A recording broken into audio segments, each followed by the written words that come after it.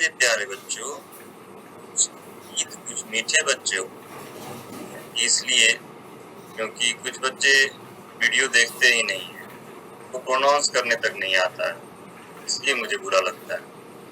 और मीठा इसलिए क्योंकि उनमें से ही कुछ ऐसे भी बच्चे हैं जो पूरी मन लगा के पढ़ाई कर रहे हैं, वीडियो से सीख रहे हैं, खुद से सीख रहे हैं, CW, SW सभी कर रहे हैं।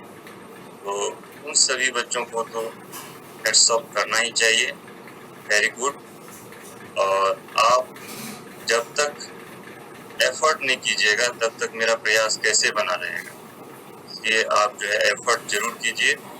मैं आपको वीडियो के जरिए, फोन कॉल के जरिए, व्हाट्सएप के जरिए, जैसे भी होगा मैं जरूर समझाऊंगा। कोई भी प्रॉब्लम होगा आप उनसे पूछिए जरूर। और स्टडी पे लगे रहिए, तभी जाकर के स्टडी होगा। छुट्टी मिल गई, घर पे बैठे रहेंगे, फिर पढ़ाई ऐसे में नहीं हो पाएगी आपकी। तो आप पढ़िए और मैं तैयार हूँ आपके हर सवाल का जवाब देने के लिए। चलिए अब जो है आपका SST का तीसरा चैप्टर शुरू होने वाला है और ये तीसरे चैप्टर में आप पढ़ेंगे दी नॉर्दर्न प्लेन्स के बारे में। यहाँ पर गंगा, सतलुज, ब्रह्मपुत्र के द्वारा लाई गई मिट्टी जो छोड़ी जाती है, तो वो क्या होता है यहाँ पर कि उपजाऊ मिट्टी को लेकर के आती है। और उपजाऊ मिट्टी की वजह से ही यहाँ पर जो है नदियों के किनारे जो रहने वाले लोग हैं काफी अधिक हैं। और कह लीजिए कि आप पूरे इंडिया का आधा पॉपुलेशन इसी नॉर्दर्न प्लेन में रहते हैं। तो नॉर्दर्न प्लेन को हम गंगा, सतलुज, ब्रह्मपुत्र बेसिन को लेकर के और सबके साथ जो है हम समझने का प्रयास करेंगे इस चैप्टर में। चलिए चैप्टर शुरू करते हैं। तो चलते हैं आपका चैप्टर 3 दी नॉर्दर्न प्लेन्स। ठीक है। The northern plains of India are the largest and the most fertile plains in the world. पूरे विश्व में अगर कहीं सबसे अधिक उपजाऊ मिट्टी और प्लेन है तो वो कहाँ है? नॉर्दर्न प्लेन में है। ठीक है। These plains lie to south of the Himalayas. ये प्लेन जो है आपके हिमालय के साउथ में जो है। They stretch from Punjab in the west to Assam in the east. यह वेस्ट में पंजाब से लेकर के ईस्ट पूरब में असम तक फैला हुआ है। The flat land of the northern plains is about 2,400 kilometer long and about 300 kilometers in width। ठीक है। यहाँ पे बताया गया कि ये जो आपका नॉर्दर्न प्लेन का विड्थ है और इसकी लंबाई लॉन्ग जो है ये कितना है? 2,400 किलोमीटर लॉन्ग है। तो वहीं इसकी चौड़ाई कितनी है? तो 300 किलोमीटर। ठीक है। The plains have a good network of roads and railways joining all the major city and town of India. It is easy to lay railway tracks and contract roads on the flat stretches of the plains.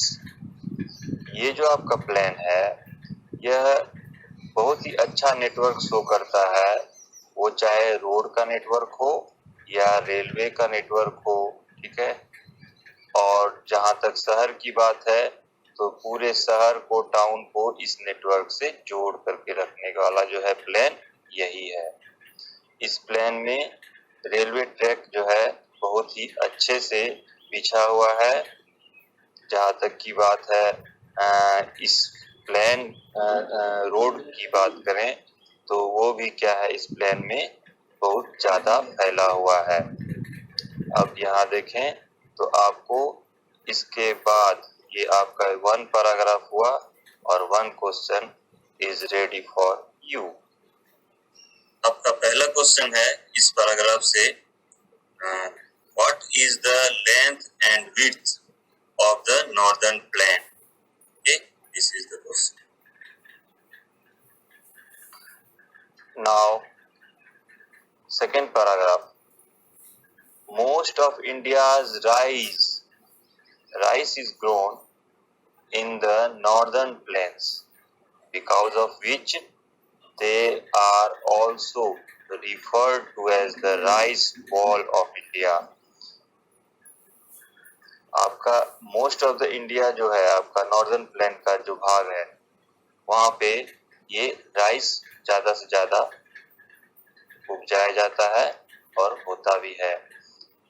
इसलिए जो है हम लोग northern plain को rice ball of India भी कह लेते हैं. Rice ball of India. The plains are thickly populated due to the fertile soil and plenty of water made available by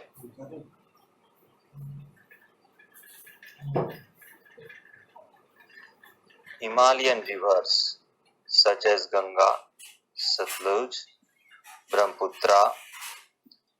These rivers bring fertile soil from the Himalayas to the plains.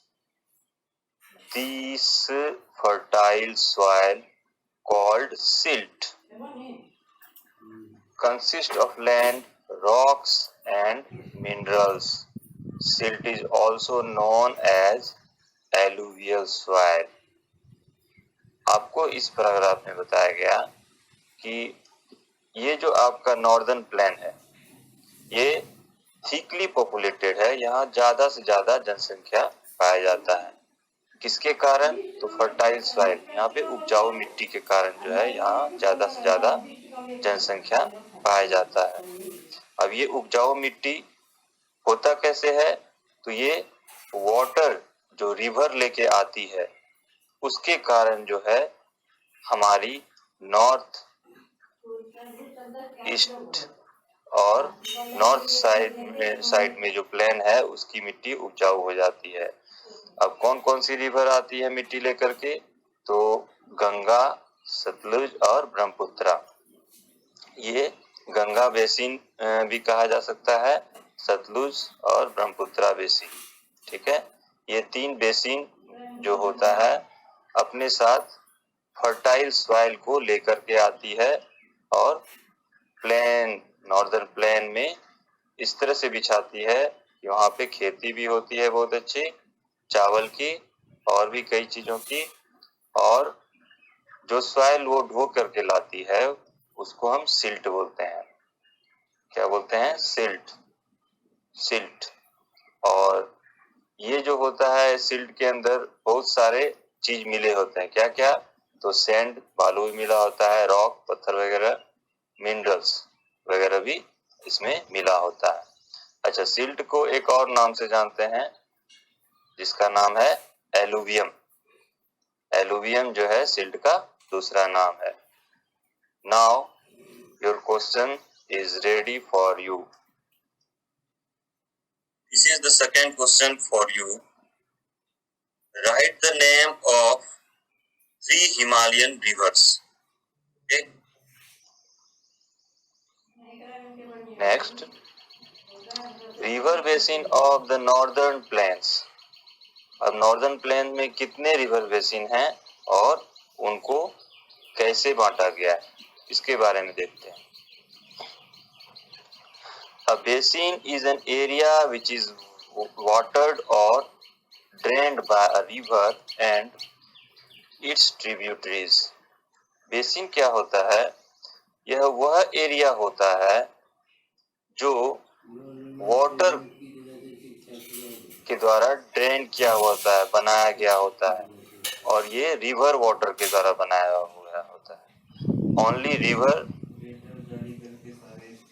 And that tributaries. नदियां और उसकी सहायक नदियां जो होती है वो मिल करके बेसिन बनाती है. ठीक है. The northern plain consists mainly of 3 river basin. Northern plain में टोटल 3 रिवर बेसिन हैं, जैसे कि हमने ऊपर भी बताया था, दी सतलुज बेसिन, दी गंगा बेसिन, दी ब्रह्मपुत्र बेसिन। अब यहाँ पे एक एक करके हम सतलुज बेसिन, गंगा बेसिन और ब्रह्मपुत्र बेसिन के बारे में डिटेल से देखेंगे। चलिए सतलुज बेसिन देखते हैं। The Sutlej basin lying in the west part of the northern plains। Northern plains का जो वेस्ट पार्ट है, मतलब ईस्ट इधर हुआ तो वेस्ट किधर हुआ, इधर हुआ, तो नॉर्दर्न प्लेन के वेस्ट पार्ट, ठीक है, नॉर्दर्न प्लेन का जो वेस्टर्न पार्ट है, यानी कि इधर वाला जो हिस्सा है, उसमें हमको कौन सा रिवर मिलेगा, सतलुज मिलेगा, और इसका ट्रिब्यूटरी मतलब सहायक नदी मिलेगा जिसका नाम है ब्यास। सतलुज और ब्यास नदी जो होगी वो हमको इधर वेस्ट साइड में, नॉर्दर्न प्लेन के वेस्ट साइड में मिलेगा। The states of Punjab and Haryana are located in the Satluj basin. Satluj basin में 2 शहर जो है, स्टेट जो है आपका पंजाब है और हरियाणा है। The climate in the Satluj Basin is very hot in summer and extremely cold in winter। यहाँ का जो क्लाइमेट है वो समर में बहुत ज़्यादा गर्मी देता है, वहीं पे अगर विंटर की बात करें तो बहुत ज़्यादा ठंड पड़ती है यहाँ पे। तो इस तरह से आप कह लें कि यहाँ का क्लाइमेट जो है वह बदलता रहता है। The surface of the northern plain is slightly higher at Ambala in Haryana, where the Satluj Basin is separated from the Ganga Basin। अब यहाँ पे बताया जा रहा है कि आपका जो surface of the northern plain है वह थोड़ा सा, अगर ऊंचाई की बात करें तो थोड़ा सा ऊंचा है अंबाला के पास, ठीक है, अंबाला जो हरियाणा में है। और जैसे जैसे ये आगे बढ़ता है तो ये क्या हो जाता है, गंगा से सेपरेट होने का काम करता है, ठीक है, और ये गंगा बेसिन से सेपरेट हो जाता है। ये नदी जो अंबाला के पास हरियाणा में हायर से निकल करके लोअर रीजन में जाता है, तो ये सेपरेट नदी हो जाता है, गंगा को छोड़ करके ये अपना अलग जो है सेपरेट हो जाता है। Now it's time to third question for you. In which states are located in the Satluj Basin? In which states are located in the Satluj Basin? Satluj basin में कौन से राज्य हैं? अब देखते हैं Ganga basin. River Ganga is one of the most important and sacred river of India। Ganga river जो है वो इम्पोर्टेंट तो है ही इंडिया के लिए, और ये एक सेक्रेड रिवर भी है, मतलब आस्था का एक आस्था इससे जुड़ी हुई है, इस नदी से, ठीक है, पवित्र नदी मानी जाती है। दी 2500 kilometer long Ganga serves as the lifeline for crores of people living on its banks from the Himalayas to West Bengal। Himalaya क्षेत्र में आपका वेस्ट बंगाल तक जहाँ से गंगा निकलती है, वहाँ से वेस्ट बंगाल तक जो है गंगा जो है एक लाइफ लाइन तैयार करके हमको देता है। कहने का मतलब करोड़ों लोग इनके नदियों के पानी से, गंगा के पानी से लाभान्वित होते हैं, और वहीं बैंक मतलब हुआ किनारे, गंगा के किनारे रहते हैं और लाभान्वित होते हैं। The Ganga basin measuring about 1 million square kilometre. Ganga basin को अगर मेजर किया गया तो वो कितना आया, 1 मिलियन स्क्वायर किलोमीटर तक ये फैला हुआ है। Is the largest part of the northern plain, जो कि नॉर्दर्न प्लेन का सबसे लार्जेस्ट पार्ट शो करता है। इस तरह से एक क्वेश्चन क्या बनता है कि नॉर्दर्न पार्ट में लार्जेस्ट पार्ट को कवर करने वाली जो नदी है उसका क्या नाम है। आप क्या बोलेंगे, गंगा नदी। ठीक है। Next, this basin is very fertile as it is watered by the Ganga, the Yamuna and the tributaries of the Ganga.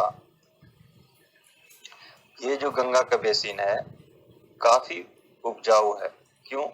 क्योंकि यहाँ गंगा के अलावा गंगा की जो ट्रिब्यूटरीज नदी यमुना है वो भी इस क्षेत्र को फर्टाइल सॉइल, उपजाऊ मिट्टी ला करके देती है। अब देखते हैं आगे। Almost half of the population of India lives within 5 kilometre of the Himalayan range. मतलब आपका इंडिया का जो आधा पॉपुलेशन है वो इन्हीं नदी बेसिन के आसपास रहती है और 500 किलोमीटर रेंज के बीच जो है कहले रहने वाली जनसंख्या काफी ज्यादा है। मतलब almost half of the population of India lives within 500 kilometre of the Himalaya range. Himalaya range के 500 किलोमीटर के अंदर रहने वाली जनसंख्या है आपका इंडिया का आधा जनसंख्या इसी 500 किलोमीटर के अंदर रहती है। Along the गंगेटिक प्लेन्स, और ये गंगेटिक प्लेन्स के आसपास ही रहती है ये जनसंख्या। Uttar Pradesh, Bihar and West Bengal are located in the Ganga basin. ये जो तीन आपका स्टेट है, उत्तर प्रदेश, बिहार, आपका बिहार, वेस्ट बंगाल, ये गंगा बेसिन में ही है। They receive heavy rainfall during summers. गर्मियों में यहाँ काफी बारिश होती है। चलिए आपका क्वेश्चन तैयार है। Now it's turn to your fourth question. Name the tributaries of the Ganga. Ganga के सहायक नदी के क्या नाम है, लिखना है उसको। Brahmaputra basin. The Brahmaputra basin lie in the eastern part of the northern plains, the state of Assam that lie in this basin is surrounded by Garo, Khasi and Naga hills on 3 sides. This basin receive heavy rainfall. Often the Brahmaputra overflow its banks and floods the plains. यहाँ पे Brahmaputra basin जो लाई करता है, जो है कहाँ है, तो वो नॉर्थ प्लेन के ईस्टर्न पार्ट में है। ठीक है, ये अगर नॉर्थ प्लेन है तो ईस्टर्न पार्ट किधर होगा, इधर होगा। जहाँ आपका सतलुज बेसिन हमने बताया वेस्टर्न पार्ट में है, इधर है। अभी ये ब्रह्मपुत्र क्या है, ईस्टर्न पार्ट में है, नॉर्थ प्लेन के। और ये असम जो है आपका स्टेट, ये आपका ब्रह्मपुत्र बेसिन में ही पड़ता है।